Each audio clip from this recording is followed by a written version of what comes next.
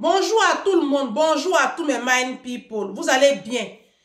Bon lundi chez tout le monde.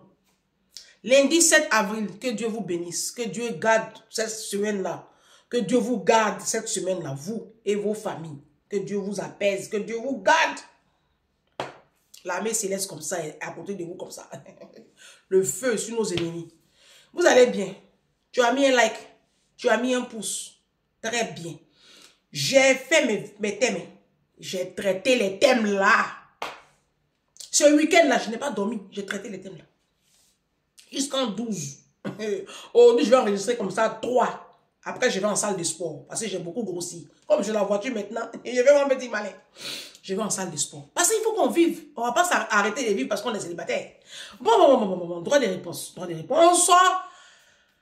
Il y a une mind people là qui m'a demandé de parler de son événement. Je crois que c'est en avril ou c'est en mai.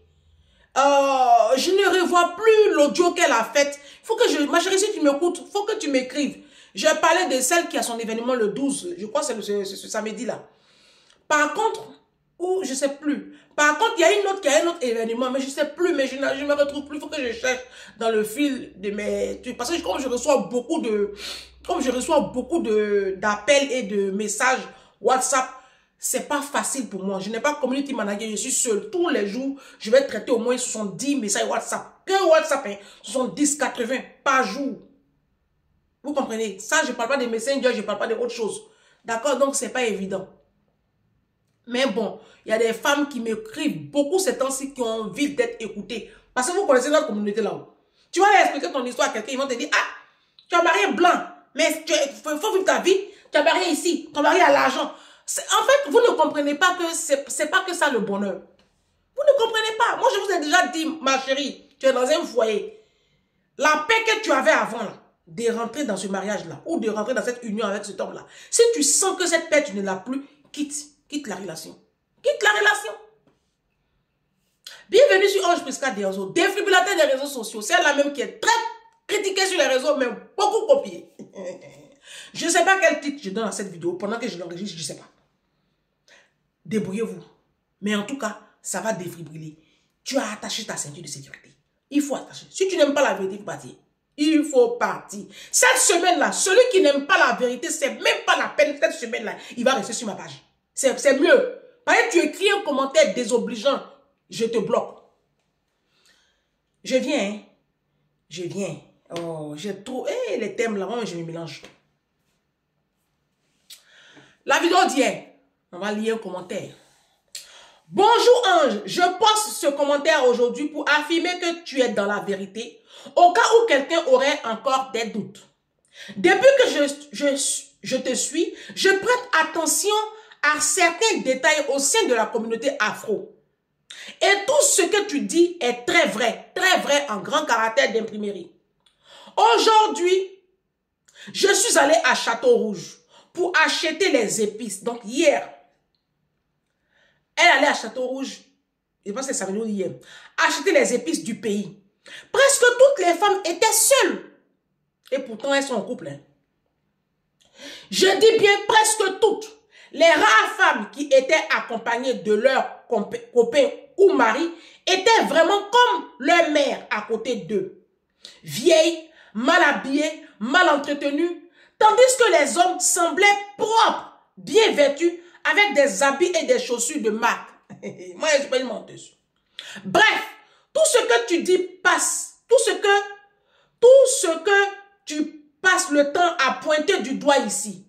Alors là, je me suis dit, Ange est vraiment dans la vérité. C'est sur YouTube. J'ai même épinglé ça sur la vidéo d'hier. On va continuer. Quand on va finir, je vais vous dire quel titre je vais mettre. Je m'appelle Marianne. Je suis une femme travailleuse et femme entrepreneur. Merci pour tes conseils, Ange. Depuis que je te suis, j'ai commencé mes épargnes en janvier. Tout près là, hier.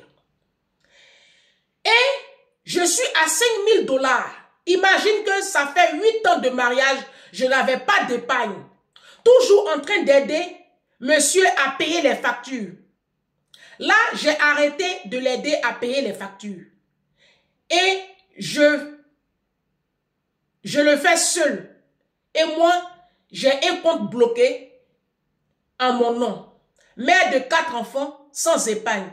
C'est l'envoûtement ça. Est-ce que tu n'es pas un vrai ange qui est descendu du ciel pour moi? Je t'aime, ange. En fait, la femme, elle est mariée. D'après elle. Je vous ai déjà dit ici que Ecclésiaste 4, verset 9 dit 2 valent mieux que 1. Donc, normalement, quand on vit en couple, on est censé être plus puissante. Elle travaille. Elle a son argent. Elle a 4 enfants. Elle vit avec un homme aussi qui travaille. Et elle n'arrive pas à épargner. Vous pouvez croire ça? C'est ce que vous vivez, hein? Surtout ici à la diaspora. C'est ce que la plupart des femmes vivent. Elles n'arrivent pas à épargner.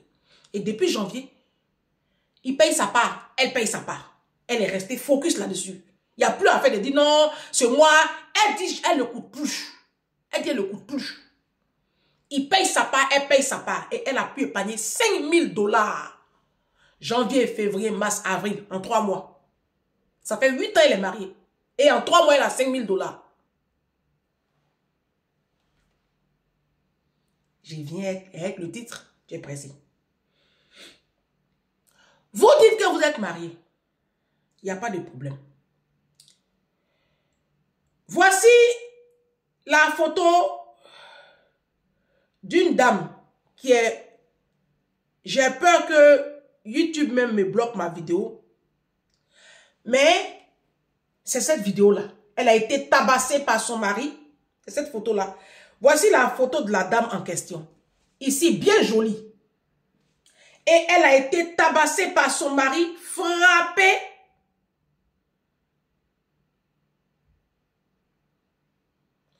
Et elle écrit ceci.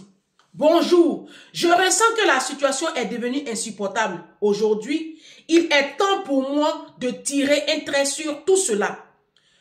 Blablabla. Pour ma part, je fais le choix de partir calmement et d'évoluer au rythme de la célébrité que je veux être. Oui. Je ne veux plus être impliqué dans cette souffrance et ce jugement complice.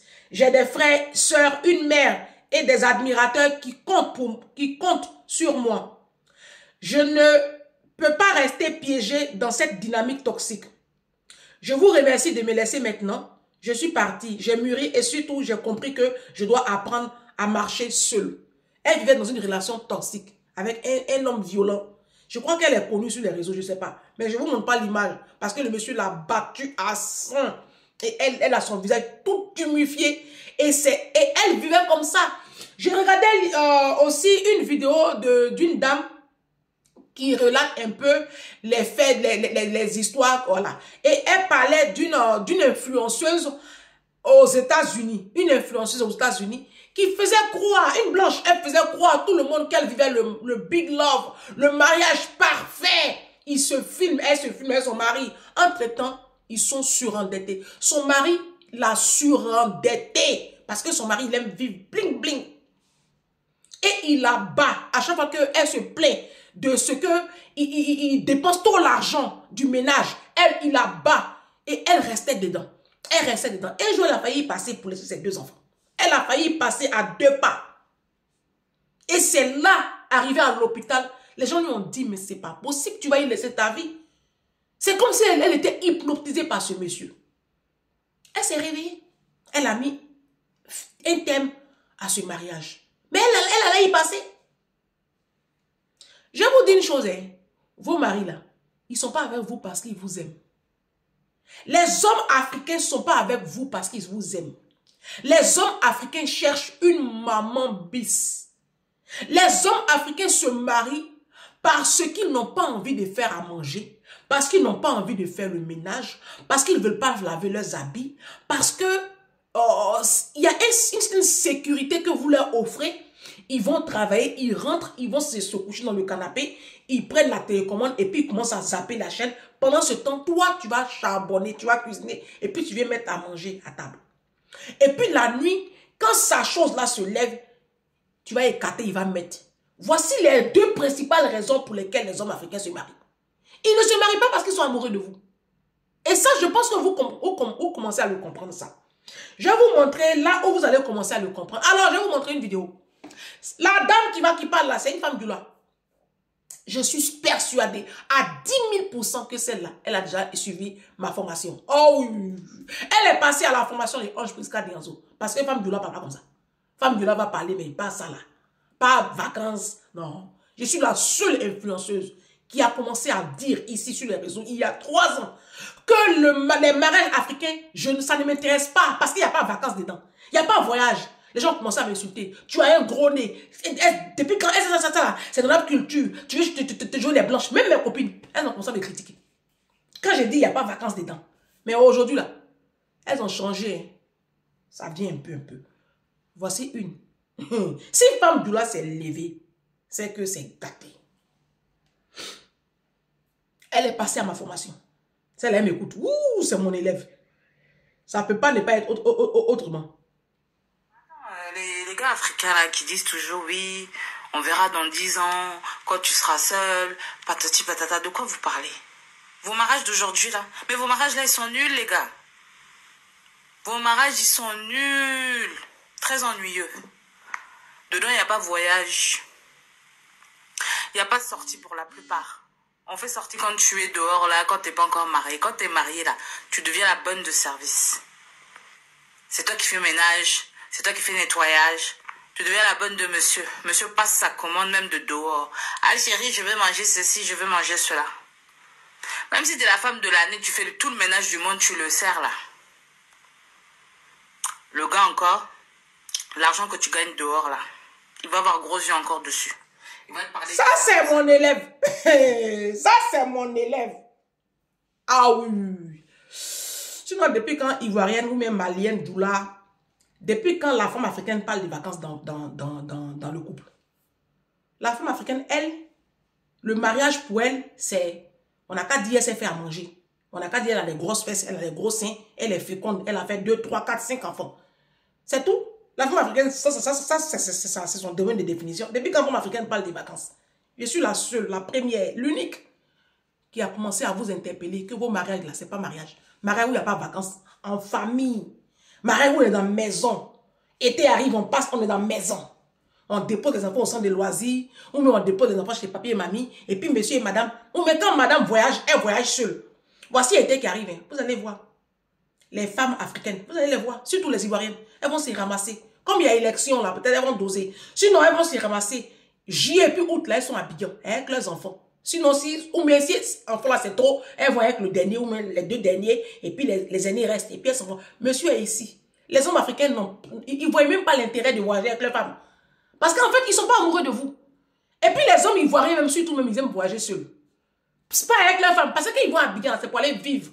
C'est pour aller vivre. Ils veulent vivre. Ils ne veulent pas vous avoir dans leur dos. Ça, c'est mon élève. Oui. On appelle ça renaissance. Si femme doit s'élever pour parler, c'est que c'est chaud. Parce que c'est elle qui posait problème. Donc, vos mariages là, votre soeur Doula dit que c'est ennui. Vous dites que nous on va rester célibataires. Mais qu'on reste célibataire. Vous pensez que c'est tout le monde qui a envie de se marier. C'est pour cela que vous m'avez écrit que oui, tu vas rester célibataire comme Emma Loès. Vous pensez que Emma Loès, elle est malheureuse? Attention, Emma Loès, c'est un choix de vie. Hein? Et ce choix qu'elle a fait là, moi il y a longtemps je l'ai épousé. Hein? Ne pensez pas qu'on a toute envie de se marier. Hein? Attention. Hein? Attention. Ne pensez pas qu'on a toute envie de se marier. Hein? Sinon, Emma Loès, sa grande soeur, est mariée. Elle-même, je ne pense pas que les propositions, c'est pas ce qui lui manque. C'est une très jolie fille. Très intelligente d'ailleurs. Voici pourquoi Emilia qui est mariée là-bas aujourd'hui, elle ressemble à un tronc de bois. Elle est en train de souffrir là-bas dans son mariage à 2-3 sous là. Où elle paye tout là. Et puis elle est obligée de mentir sur la toile. Vous pensez que tout le monde a envie de se marier? Taguez-moi le pasteur Wilfried Zawi. Taguez-moi le pasteur Wilfried Zawi. Je lui dis 2 mots. Mon frère, pasteur. Mon frère. Tu es mon jeune frère. J'ai dit, tu t'es assis avec Roselyne Layo, vous avez fait votre émission. Tu dis que toutes les femmes africaines, elles font comme s'il y a des femmes africaines qui font comme si mariage ne l'intéresse pas, mais la nuit, elles prient, elles jeûnent. Moi, je suis disciple de Christ. Voici Jésus, voici les anges. Voici la terre sur laquelle je marche. Moi, je ne prie pas pour le mariage. Ça ne m'intéresse pas le mariage. Ça ne fait pas partie de mes sujets de prière. Dieu est mon témoin. Oui, je ne suis pas une menteuse. Donc souffrez, très cher homme de Dieu, qu'on n'est pas toutes accro au mariage. C'est pour ça que nous, on ne traîne pas dans vos églises. C'est pour ça que nous, moi comme ça, là, vous ne me verrez jamais dans vos églises boutiques. Là. Parce que tous ceux qui sont là-bas, là, elles sont là-bas pour le mariage. Moi comme ça, comme mariage ne m'intéresse pas, je ne vais jamais vous appeler pour faire prophétie. Et puis je ne vais jamais aller dans vos églises boutiques là aussi. Si, si. Maintenant, vous les femmes du là, vous êtes réveillées. Très bien. C'est bien que vous soyez réveillés. Réveillez-vous. Et puis dénoncez aussi. Il y a une sourate. Les musulmans, vous êtes moi et moi. J'ai demandé le Coran, non? J'ai demandé le Coran. On m'a envoyé le Coran. J'ai commencé à lire. Ne vous inquiétez pas les chrétiens. Parce que les gens disent, Ange, faut faire attention. Ce livre-là, les probabilités pour que moi je renonce au nom qui est au-dessus de tous les noms, Jésus-Christ. Les probabilités pour que moi je réunis ce nom. C'est tellement nul que, en fait, ça ne peut pas exister, ça ne peut pas être possible. Je ne peux jamais, mais jamais, troquer ma foi pour qui que ce soit d'autre. Alors, j'ai commencé à lire le Coran. Il ne faut pas être bête, il faut comprendre. Et je tombe sur la sourate 4. Et vous savez de quoi je parle. Je tombe sur la sourate 4. Et je lis, je tombe sur le verset 34. Et je comprends en fait pourquoi les femmes djoula, pourquoi les femmes musulmanes sont les plus malheureuses dans les mariages. Et je comprends pourquoi vos maris sont les plus violents et les plus sauvages. Je comprends pourquoi il n'y a pas d'amour dans les foyers musulmans, dans les foyers djoula. Je comprends. Je vous lis. Je suis la vérité. Sourate 4, verset 34. Les hommes ont autorité sur les femmes. Ça commence bien. En raison des faveurs qu'Allah accorde à ceux-là, sur celles-ci. Et aussi à cause des dépenses qu'ils font de leurs biens. Les femmes vertueuses sont obéissantes, en parenthèse, à leur mari, virgule, et protègent ce qui doit être protégé pendant l'absence de leur époux, virgule, avec la protection d'Allah, point. Écoutez maintenant. Et quant à celles dont vous craignez la désobéissance, virgule, exhortez-les, virgule, éloignez-vous d'elles dans leur lit et frappez-les. Et frappez-les. Point. Si elle arrive à vous obéir comme un âne, ça c'est moi qui l'ajoute, parce que je ne sais pas de quelle obéissance on parle ici, virgule, si elles arrivent à vous obéir, virgule, alors ne cherchez plus de voix contre elles, car Allah est certes haut et grand. Frappez-les. Frappez vos femmes. Frappez vos femmes quand elles ne vous obéissent pas au doigt et à l'œil. Je vais vous poser une question, les musulmans.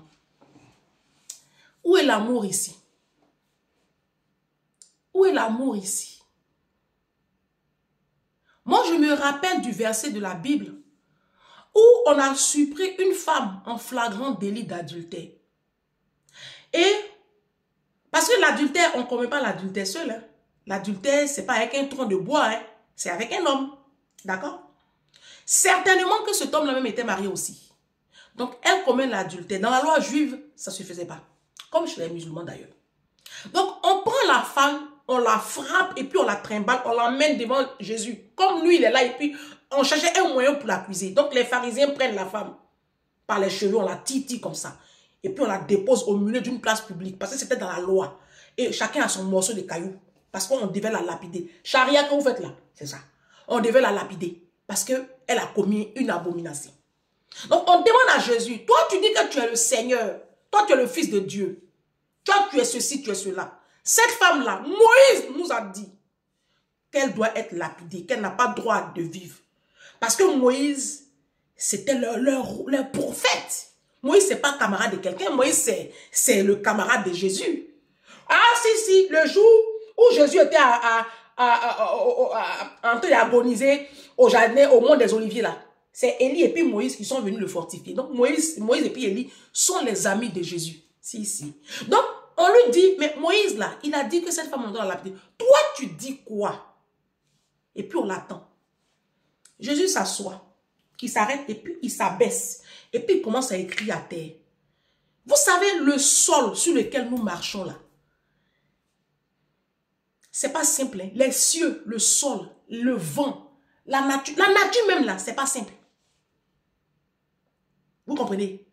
Pourquoi, quand quelqu'un meurt là, on ne jette pas son corps comme ça? Pourquoi on l'enterre? La terre là, la terre sur laquelle on marche là. Faites beaucoup attention.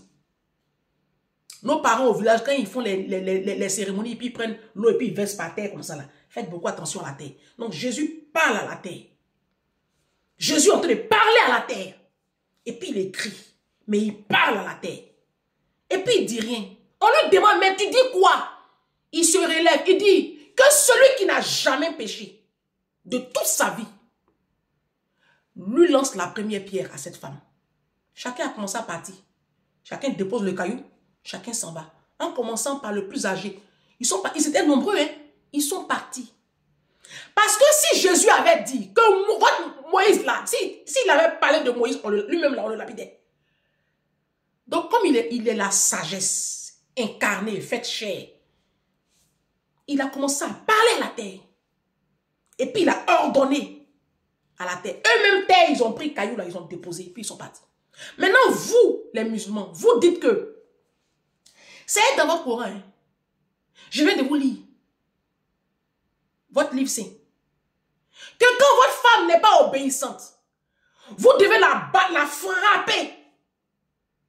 Et je les vois sur les plateaux des musulmans là, ils débattent de ça. Qu'une femme doit être battue. On doit frapper la femme. Mais je comprends pourquoi vous traitez vos femmes avec autant de mépris. Mais maintenant, je vous pose la question, où est l'amour de Dieu? Votre Dieu, il est amour d'après vous. Où est l'amour de Dieu? Tu as épousé une femme, tu n'as pas épousé une esclave. Donc, c'est quoi? En fait, je veux comprendre par rapport à quoi elle n'est pas obéissante. Donc, une femme qui a par exemple une opinion divergente à la tienne, elle doit être battue.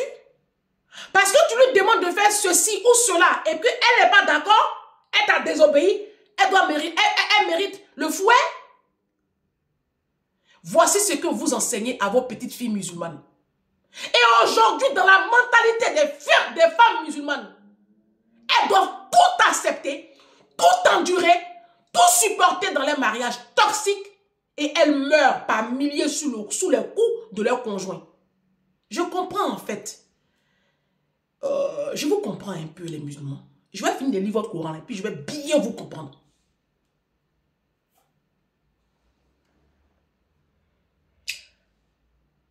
Je continue avec les vidéos.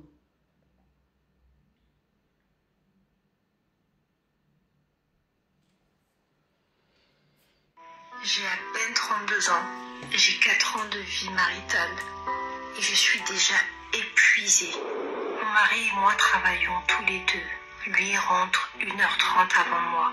Il rentre, il s'installe et il se repose. Moi, dès que je franchis la porte de la maison, tout s'enchaîne.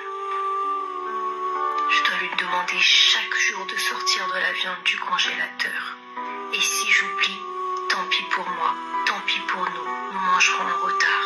Avant même d'arriver à la maison, je réfléchis, j'anticipe, je cherche comment m'organiser pour être le moins fatiguée possible. Dès que je rentre, je pars tout de suite au fourneau. Pendant que ça cuit, je m'occupe des enfants, les doucher, faire les devoirs avec eux. Si je ne le fais pas à ce moment-là, c'est foutu pour moi. On en a encore pour des heures et des heures. Juste après manger, je dois faire la vaisselle tout de suite parce qu'avec les coupures d'eau, les assiettes s'empilent très très vite. Tous les jours, le même schéma.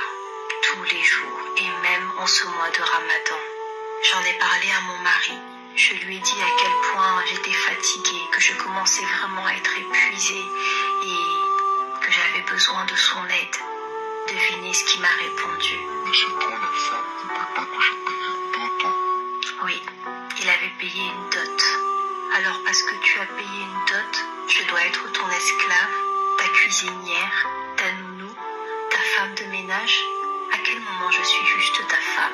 Le mois de Ramadan est censé être un mois de partage, pas un mois où la femme sacrifie son existence pour que son mari soit servi.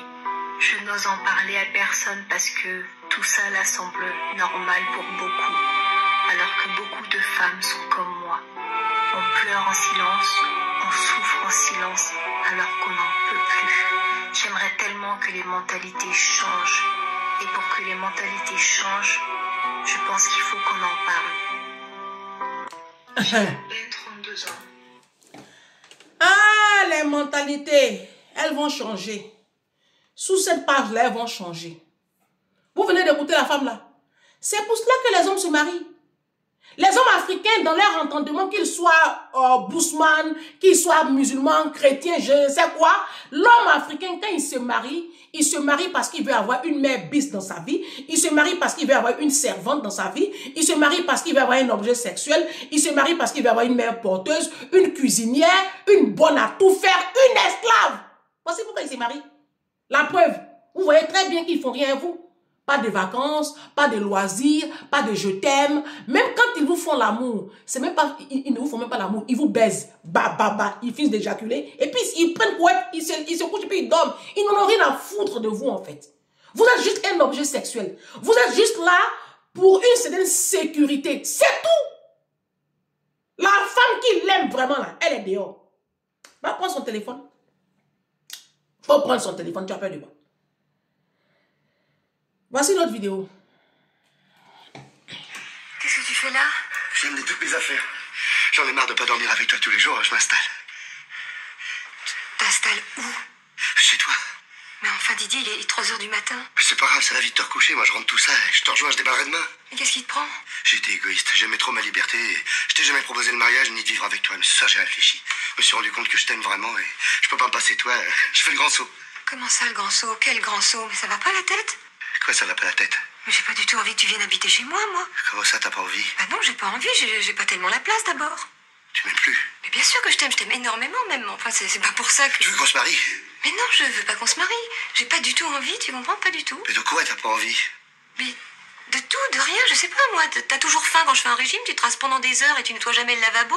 J'ai pas la place pour une grosse machine à laver. Ton copain Stéphane, je le trouve lourd. Je veux pas qu'il vienne chez moi regarder les matchs de foot en bouffant toutes mes cacahuètes.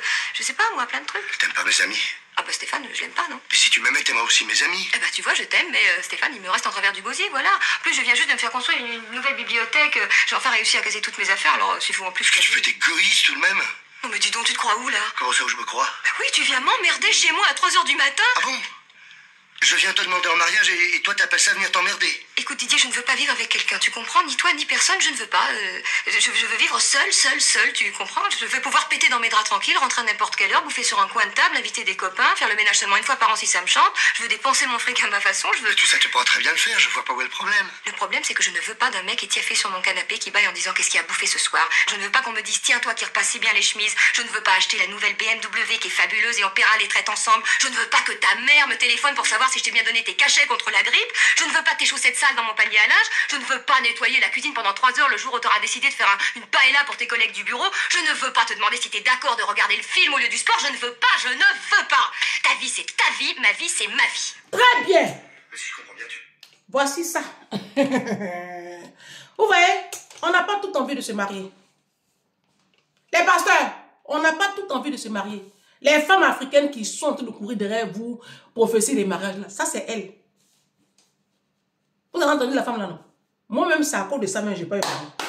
Moi-même, blanc, noir, c'est pour ne pas vous choquer que je parle, il fait dose. C'est pour ne pas vous choquer. Sinon, ma mère, ma soeur, mes frères, mes amis très intimes savent à quel point moi, je déteste le mariage. Pas l'institution divine, vos mariages. Ça ne m'intéresse pas. Effectivement, j'ai envie de péter dans mes draps. Quand je dresse mon lit là, je veux que mon lit reste dressé jusqu'au soir. Quand je ferme ma porte et puis je sors là, le bonheur de rentrer chez moi le soir et puis de trouver ma maison comme je l'ai laissée. Le bonheur de trouver mon évier sec comme je l'ai laissé. Il n'y a pas micro-ondes, je vais ouvrir et puis je vais voir les éclaboussures. Je déteste éclaboussures dans micro-ondes. Moi, je suis maniaque. Je ne supporte pas, tu rentres dans la toilette et puis tu as trouvé des... C'est pas chez moi. Ma salle de bain, c'est immaculé. Vous voyez, quand vous partez chez le roi Merlin, dans les coins où on fait les salles de bain, vous voyez comment c'est propre, ce qui est exposé là. Ça, c'est ma salle de bain. Ma maison, c'est appartement témoin. Même ma télécommande, je ne veux pas qu'elle traîne dans le canapé. La télécommande a sa place bien précise chez moi. Mon canapé est propre. Tout est propre chez moi. Oui. Je n'ai pas envie que quelqu'un vienne salir ma maison. Je n'ai pas envie de supporter une belle famille frustrée, pauvre, mal élevée. Je n'ai pas envie de vous. Oh, c'est forcé. Marie, là, c'est forcé. Mes soeurs, je vous dis, hein, si vous ne vous réveillez pas là, si vous ne vous réveillez pas, si vous ne vous affirmez pas, vous allez souffrir dans vos mariages. Hein? Vous allez souffrir dans vos mariages. Et vous souffrez dans vos mariages. Et vous allez toujours souffrir. Moi, je vis ma vie. Célibataire est plus puissante. Célibataire, j'ai mes comptes épargne. Je sais où mon argent rentre. Vous nous critiquez, non? La Bible dit, la fin de toute chose vaut mieux que son commencement. Il y a une abonnée qui dit, mais il faut donner les versets là, il faut donner les trucs. Je suis obligé de donner les versets. Il faut aller lire ta Bible. Ecclésias 7, verset 8 dit, la fin de toute chose vaut mieux que son commencement. On va voir la fin du film. Qui a eu raison et puis qui a eu tort? Vos marais bordel là, vos marais de souffrance, de misère là, quand vous vieillissez, ça fait pitié. Viens ici à la diaspora, tu vas voir tous nos mamans qui sont restés mariés. Leur vie là, ça fait pitié. On dirait des zombies. Nos mamans là, on dirait des cadavres ambulantes. Tu vas en Afrique, tu vois les femmes mariées là, ça fait bon pitié. Aujourd'hui même là, pour avoir un soupçon de bien-être là, elles sont obligées de tromper leur mari avec des gigolos. Parce qu'elles ne vivent pas en fait. Mariage où il n'y a pas de plaisir, il n'y a pas de loisir, il n'y a rien. Vos maris là même font rien à vous. Et vous allez m'écrire pour dire tu vas rester comme Emma Loès. Emma Loès là, vous pouvez vous arrêter devant elle. Elle vit sa vie. Elle n'a pas besoin d'un homme pour voyager. Elle n'a pas besoin d'un homme pour vivre. Elle vit. Souffrez qu'il y ait des femmes comme nous qui assumons le célibat. Célibat est trop doux. Il y a des célibats doux. Viens passer une journée avec moi. Tu vas voir à quel point le célibat est doux. Il est emmené dans les vrais coins, on va manger. Toi-même, tu es marié là. Ton mari ne peut pas t'emmener là. Avec quoi on finit de payer la facture là? Payer. Célibataire et puis très épanoui. C'est pas semblant et fait. Hein. J'adore le célibat. Vidéo numéro 1. Si tu n'aimes pas la vérité là, demain, il ne faut pas venir. Demain, c'est pas bon.